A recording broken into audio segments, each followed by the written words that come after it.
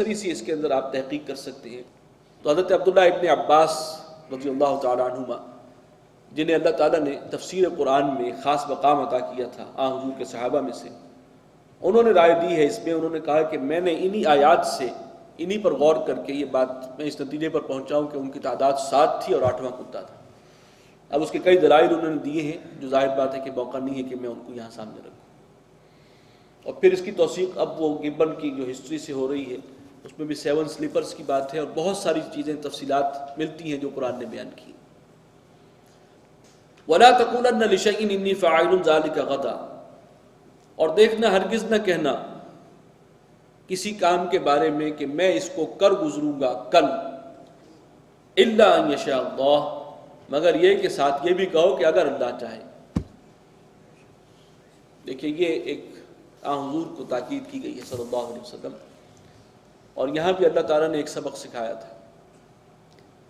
جب سوال کیا گیا کہ اصحاب کہف کون تھے، تو آپ نے اس اعتماد پر کہ جبرائیل روز ہی آتے ہیں، ملاقات ہوتی ہے، میں ان سے پوچھ کر بتا دوں گا، تو آپ نے فرمایا کہ میں کل بتا دوں گا۔ تنبؤ نہیں رہا اس وقت، انشاءاللہ کہنا جو ہے وہ اس کو خیال نہیں آیا۔ تو بہت دنوں تک جبرائیل نہیں آئے،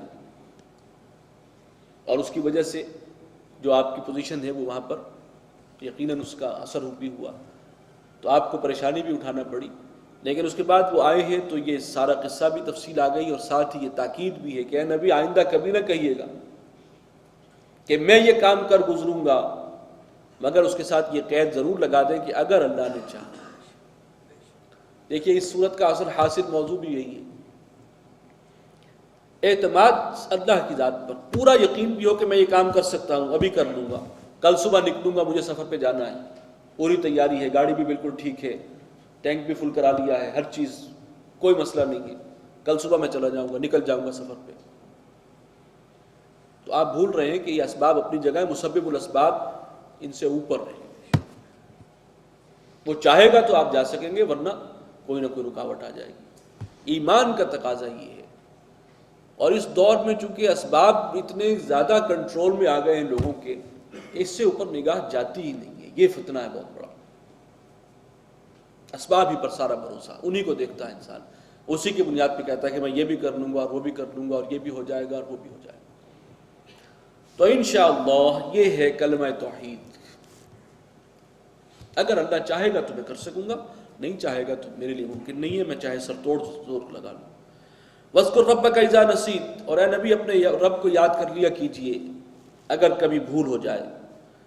وَقُلْ عَسَىٰ أَن يَهْدِيَنِ رَبِّي لِأَقْرَبَ مِنْ هَٰذَا رَشَدًا، اور کہیے کہ امید ہے کہ میرا رب اس سے بھی کم مدت میں صحیح راہ کی طرف میری رہنمائی کر سکتا ہے، وہ قادر ہے اس پر۔ وَلَبِثُوا فِي كَهْفِهِمْ 300 سِنِينَ وَازْدَادُوا 9، اور وہ اس غار میں رہے 300 برس، اور بعض اضافہ کرتے ہیں اس میں 9 کا، اور انہوں نے اضافہ کیا ہے 9 کا۔ اصل میں یہ جو آیت ہے، اگلی آیت بتا رہی ہے کہ یہ بھی لوگوں کا قول ہے، کسی نے کہا 300 سال، کسی نے کہا 309۔ قُلِ اللَّهُ أَعْلَمُ بِمَا لَبِثُوا، کہیے کہ اللہ ہی بہتر جانتا ہے کہ وہ کتنا عرصہ رہے۔ لَهُ غَيْبُ السَّمَاوَاتِ وَالْأَرْضِ، آسمانوں اور زمین کے غیب اسی کے پاس ہے۔ تو وہ جو اس قصے کی تفصیلات دریافت ہوئی ہیں، اور وہ بھی بہت ہی پرانی ہیں، اور اصحاب کہف کے منظر عام پر آنے کے کچھ ہی عرصے کے بعد ایک عیسائی پادری نے لکھی تھی جو بعد میں دریافت ہوئی، اور انہی کی بنیاد پر وہ گبن نے اپنی ہسٹری میں اس کی ڈیٹیل لکھی ہے۔ اس کے مطابق ان کی 197 برس کے بعد یہ منظر عام پر آئے ہیں۔ تو وہ تفاصیل ظاہر بات ہے کہ اس دور میں منظر عام پر آئی ہیں، اس وقت نہیں تھی جب قرآن نازل ہو رہا تھا۔ تو یہاں اس کو اللہ نے اسی انداز میں بیان کیا کہ کوئی کہتا ہے 300 برس، کوئی 309، اللہ بہتر جانتا ہے وہ کتنی مدت رہے، اور ہمیں بھی یہی کہنا چاہیے کہ اللہ ہی بہتر جانتا ہے۔ ابصر بہ واسمع، کیا ہی خوب ہے وہ دیکھنے والا اور کیا ہی خوب ہے وہ سننے والا۔ ما لہم من دونہ من ولی، اور نہیں ہے ان کے لیے ان کے سوا کوئی ولی، کوئی حمایتی مددگار۔ ولا یشرک فی حکمہ احدا، اور وہ اپنے اختیار میں، حکومت میں کسی کو شریک نہیں کرتا۔ اختیار اس نے کسی اور کو نہیں دیا، کون اختیار کا مالک نہیں۔ وَاتْلُ مَا أُوحِيَ إِلَيْكَ مِن کتاب ربک، اے نبی آپ تلاوت کیا کیجئے جو وحی آپ کی طرف کی جا رہی ہے آپ کے رب کی کتاب میں سے، لا مبدل لکلماتہ، اس کے کلمات کو، اس کے قوانین کو کوئی بدل نہیں سکتا، وَلَن تَجِدَ مِن دُونِهِ مُلْتَحَدًا، اور آپ نہیں پائیں گے اس کے سوا کوئی جائے بنا۔ تلاوت قرآن کا حکم ہے یہاں پر، اور خاص طور پر جب مسلمان سختی کے دور سے گزر رہے ہوں، کفار کی طرف سے، دشمنان اسلام کی طرف سے سختی ہو، چونکہ یہ صورت نازل ہوئی ہے ہجرت سے متصلاً پہلے، تو حضور کو اور مسلمانوں کو حکم ہوا کہ قرآن کی تلاوت زیادہ سے زیادہ کیجیے، اپنے رب کے ساتھ جو تعلق کو مضبوط بنانے والی شے یہ تلاوت قرآن، اور اللہ پر توکل، ایمان کو بڑھانے والی شے یہ تلاوت قرآن، تو اس کا اہتمام ہو۔ وَاصْبِرْ نَفْسَكَ مَعَ الَّذِينَ يَدْعُونَ رَبَّهُمْ بِالْغَدَاةِ وَالْعَشِيِّ، اور اے نبی اپنے نفس کو روک کر رکھیے اپنے آپ کو ان لوگوں کے ساتھ کہ جو اپنے رب کو پکارتے ہیں صبح و شام، یریدون وجہہ، اور وہ اپنے رب کے روح انور کے طلبگار ہیں، صرف اللہ کی خوشنودی اور رضا کے طلبگار، ان کے ساتھ روک کر رکھیے۔ وَلَا تَعْدُ عَيْنَاكَ عَنْهُمْ تُرِيدُ زِينَةَ الْحَيَاةِ الدُّنْيَا، لفظ زینت کو پھر نوٹ کیجیے۔ آپ کی نگاہیں ان مسلمانوں سے، چاہے یہ غلاموں کے طبقے سے ہیں، معاشرے کے کمی کاری ہیں بظاہر، آپ زیادہ وقت ان کے ساتھ گزاریے، آپ کی شفقت کے یہ مستحق ہیں، ان سے تجاوز کر کے آپ کی نگاہیں جو ہیں وہ ان تک نہ جائیں، دنیا کی زندگی کی زینت کی تلاش میں نہ آگے بڑھیں آپ کی نگاہیں۔ اس سے مراد کیا ہے؟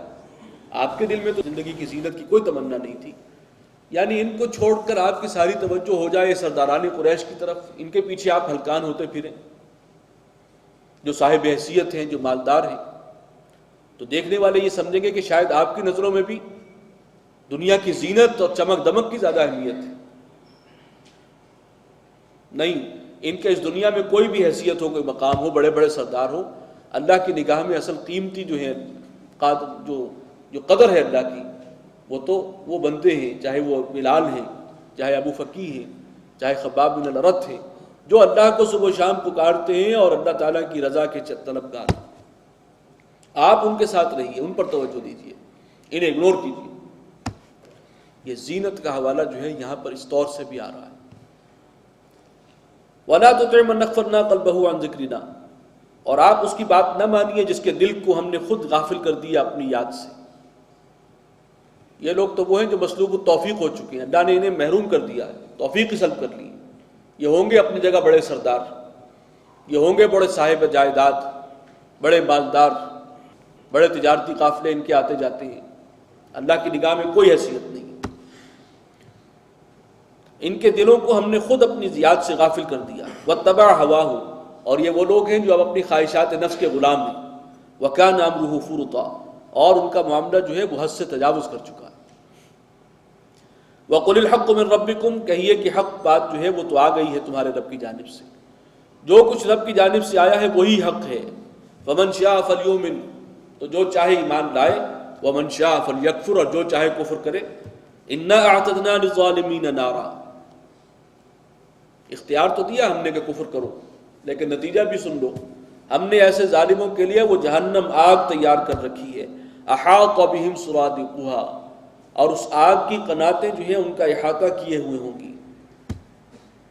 وَإِن يَسْتَغِيثُوا، اور اگر وہ فریاد کریں گے، پانی مانگیں گے، يُغَاثُوا بِمَاءٍ كَالْمُهْلِ، تو ان کی فریاد رسی کی جائے گی اس پانی کے ساتھ جو پگھلے ہوئے تانبے کی طرح ہوگا۔ يَشْفِي الْوُجُوهِ، اور وہ چہروں کو، منہ کو بھون کر رکھ دے گا، کھولتا ہوا پانی۔ بئس الشراب، کیا ہی بری ہے وہ چیز پینے کی۔ وساعت مرتفقہ، اور کیسی بری ہے وہ آرام گاہ جو ان کو نصیب ہوگی۔ ان الذین آمنوا وعملوا الصالحات، اور وہ لوگ جو ایمان لائیں اور پھر اچھے عمل کریں، وہ چاہے بلال ہیں، چاہے خباب بن الارت ہیں، چاہے ابو فقی ہیں، یہ غلام ہیں، ساری نعمتیں اللہ کی اور ساری رحمتیں ان کے لیے۔ جو ایمان لائے، جنہوں نے اچھے عمل کیے، جن کا توکل اللہ کی ذات پر ہے، جو اللہ ہی کو خوش کرنا چاہتے ہیں۔ انا لا نضيع اجر من احسن عملا، ہم ہرگز ضائع نہیں کریں گے ان میں سے جس شخص